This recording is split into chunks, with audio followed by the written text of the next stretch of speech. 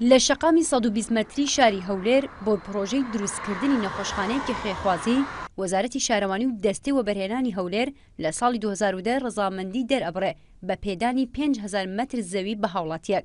بەڵام دواتر لەلایەن بەڕێوەبەرایەتی ئەندازەی پارکەکانی هەولێرەوە زەویەکە کراوەتە باخچە. هاوڵاتی دلێرشینە بەپێی دۆکمنت و بەڵگەکان خاوەنی ئەو زەویەیە و ماوەی 5 ساڵە کار بۆ ئەنجامدانی ئەو پرۆژەیە دەکات. بەڵام بە وتەی خۆی بەهۆی نزیکی زەویەکە لە ماڵی بەرپرسێکەوە کە لە ئێستادا ڕاوێژکارە لە پەرلەمانی کوردستان ڕێگری لە ئەنجامدانی پرۆژەکەی کراوە. پاژەوەی کە وەزارەتی تەندروستی و چار وەزارەتی معنی کە لە ئیستیسمار و لەگەڵ ڕەزامەندی شارەوانی بڕیاردرا کە چەسماندنی سنووری لە بۆ بکرێتن. دواتر ئەوە بوو کە چەسماندنی سنووری لە بۆ کرا لە 8دا لە کۆنووسەکەی زۆر ڕوون دیارە کاتێک کە کاگنایف ئەو مەساحە بوو لەگەڵم هات کە شیشی چەسپاند لە تێبینی مڵاحەزە نووسیتی شوێنەکە زەوی بەتاڵە. ئەو بە ڕێزەیە شیشی لۆ چەسپاندم دوایی ئێوارێ تەلەفۆنەکەم لۆ کرا لەلایەن مەسئولەکەەوە گوتی ئەمن حکوومەت چییە شیشەکانی هەڵقەڵاند. لە 24 تشرینی یەکەمی ساڵی 2012 لەلایەن دەستەی وەبەرهێنان و وەزارەتی شارەوانی و ئەنجومەنی پارێزگا زەویەکە چەسپاندنی سنووری بۆ کراوە. خاوەن زەویەکەش ئاماژە بەوە دەکات بەمبەسی دروستکردنی پرۆژەکە شیشی لە زەویەکە داناوە.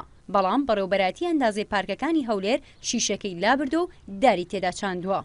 هەرچی بەڕێوەبەری ئەندازەی پارکەکانی هەولێر ئاماژە بەوە دەکات بەپێی نەخشەکە زەویەکە بۆ سەوزایی تەرخان کراوە و مافی خۆیانە بیکەنە باخچە. ئەو نەخشانەی کە لای ئێمەیە ئەو کاتیش ئێمە کە دارەکەمان چاند مەسافەی بە درێژایی 2.5 کیلۆمەتر بوو. یعنی ئەمە نەهاتینە تەنها ئەو پارچە زەویە ئامانجمان بێ و داری لێ بچێنین.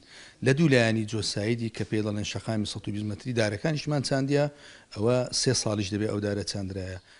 دوای ئەوەی هاوڵاتی دلێرشینە سکاڵا تۆمار دەکات دادگا مافی ئەنجامدانی پرۆژەکەی پێدەدات. بەڵام دواتر ئاگادار دەکرێتەوە لە بەرامبەر پێدانی زەویەکە بە زەویەکی تر قەرەبوو بکرێتەوە. لیژنەی تەندروستی و ژینگەی پەرلەمانی کوردستان لە پرسەکەدا ئاگادارە و بەپێی بە دواداچوونەکانی ئەوانیش ئەو هاوڵاتیە مافی خۆیەتی پرۆژەکە ئەنجام بدات. دەیشڵێت دادگا بێلایەنانە بڕیاری نەداوە. بەداخەوە ینی بەپێی ئەو وەزارەتە پەیوەنددارانەی کە قسەم لەگەڵ کردن بەپێی ئەو دوکیومنتانەی کە هەیە دادگا سەروەری خۆی نەسەپاند و حەقی تەواوی بە دکتۆر دلێرشێخەنەدا. من لێرەوە کولیژنەی تەندروستی پەرلەمان پشگیری تەواوی دەکەم و لە هەوڵی تەواودا دەبین لانی کەم کە قەرەبووی بکرێتەوە بە پاچە زەویەکی تر بۆی بتوانێت ئەو بەرنامەیە کە هەیەی جێبەجێکا بە خزمەتی هاوڵاتیان. لە ئێستادا هاوڵاتی دلێرشینە کە خۆی خاوەن بڕوانامەی پزیشکیە داوا دەکات دروستکردنی پرۆژەکەی بەهۆی ڕێگریکردنی بەرپرسێکەوە کارەکانی نەوەستێت و لایەنە پەیوەنددارەکان لەسەر کێشەکەی بێنەخەت بۆەوەی ماندووبوونی 5 ساڵی بەفیڕۆ نەڕوات. شێمە جاف، NRT هەولێر.